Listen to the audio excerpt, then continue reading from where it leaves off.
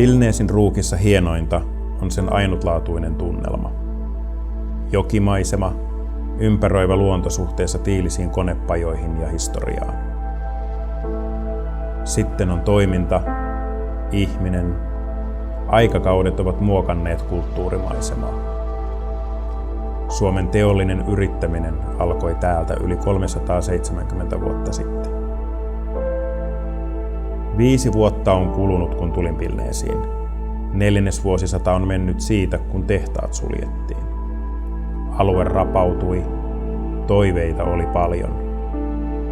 Halusin tuoda ihmiset ja toiminnan takaisin Ruukkiin. Me teemme töitä, jotta tästä paikasta saadaan tapahtumakeskus ja hotelli. Ruukki siirtyy teollisuudesta palveluiden aikaan, ja niin tekee myös Suomi.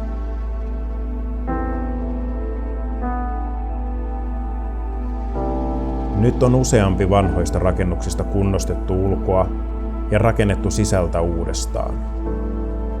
Hotellihuoneita, kokoustiloja ja saunakin tehtiin vanhaan Ruukin puotiin. Paljon on vielä työtä tehtävänä. Tavoitteena on jatkaa Vilneesin hanketta. Toivotaan hankkeelle myötätuulta.